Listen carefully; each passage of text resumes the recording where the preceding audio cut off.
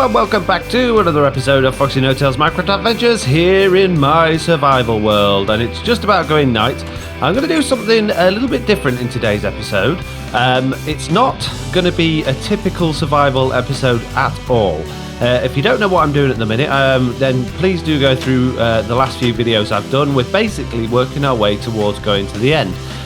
One of the things I need to do is get ender pearls, and I hardly ever see endermen spawning in this survival world. So what I'm going to do today is I'm going to do a big time-lapse video. I'm going to basically cut off my microphone, I'm going to build for a couple of hours, and hopefully at the end of it I will have a half-decent functioning mob spawner that might just about get me some ender pearls, fingers crossed. Yeah, that's the plan. So I haven't got anything ready, I've got no resources or anything sorted out yet, so it's going to be a long, well, it's not going to be a long video because I'm just going to basically speed it up so you can see it going.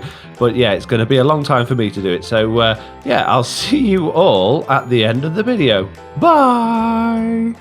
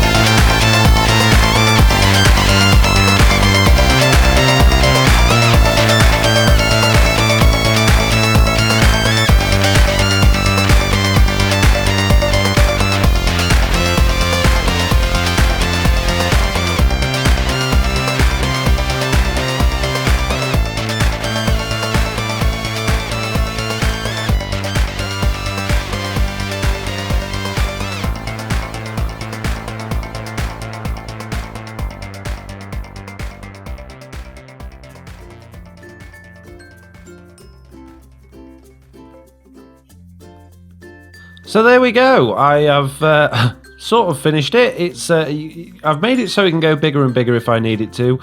I'm pretty much sure that I've got everything the way I want it. It doesn't seem massively effective, surprise, surprise, and I've kind of realised while building it that it's actually going to be no good for Endermen as well, because it uses water in order to push the whatever they are off the little platforms that I've made and down the hole, and of course as soon as Endermen get wet they disappear. So yeah, it's not going to be ideal for Endermen, but at least I might get a few more mobs spawning, and I might get a bit more XP and some more useful things from them. So now it's daylight, there should be less things spawning elsewhere. So let's just see if we get a few things in there. So what I've done is I've made this ladder up to the outside, and I've put doors in there so we can peer in. And I'm sorry that it's very, very dark as we go up here, but obviously it needs to be as dark as possible in order for them to spawn. So we'll go right up to the top level, we'll open the door, and I'll pop a little torch down for you so you can see what's going on. And yeah, so things are spawning. So there's a skeleton down there, there's a creeper there. Oh dear, oh dear. Should have seen that coming, really, shouldn't I? Right, I'm gonna have to fix these things now. I can't believe it's blowing it's blowing the doors off. Oh dear.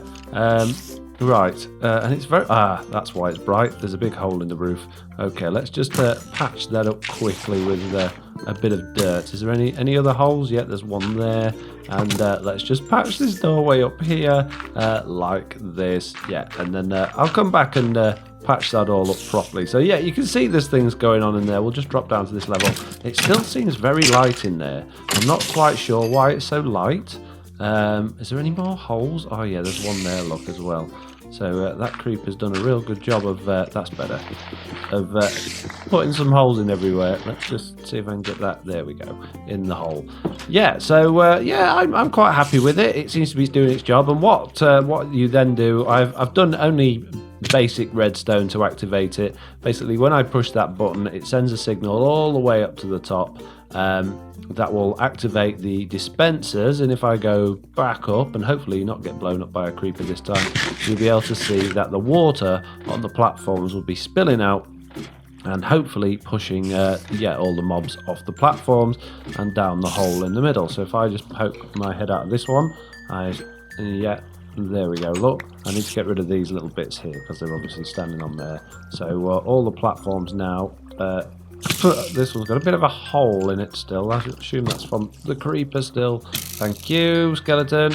So yeah, so they get pushed off the platform and down there, and yeah, hopefully down the hole. So I'm just going to go and get rid of that platform there that creeper stood on. I'm not going to bother with that at the minute. I'll come back up and fix that. I can't believe that. All that time and effort building this, and that happens. Right, open the door and push him away. There we go. And push you away. That's sorted them out. Let's get rid of that there. And the last one as well. I don't think there's anything in this one. So yeah, so they're all flowing nicely down to the middle. Spiders do get a little bit stuck, but you know, that's not the end of the world. And finally, if I can get down nice and quickly, there we go. I press the button again. No, come on, let me out. And that'll turn the water back off. So there should be a little gathering of things in here. Some things survive, some things die. So obviously I'll get XP for when things do survive, and the stuff will be going through the carpet into the hoppers and out into the chest. So it's definitely more successful than my old mob spawner. Whether or not it's going to be particularly successful, yeah, is yet to be seen. But we'll see. We'll see what happens. Let's yeah. So anyway, I'm going to end the video there. It's been a long video. I've actually been building for nearly 4 hours, so that probably went at like light speed on that. But I'm going to say, yeah. Thank you all very much for watching. If you want to leave a like to let me know you enjoyed the video, that would be great. If not, I'll see you all in the next video. Bye!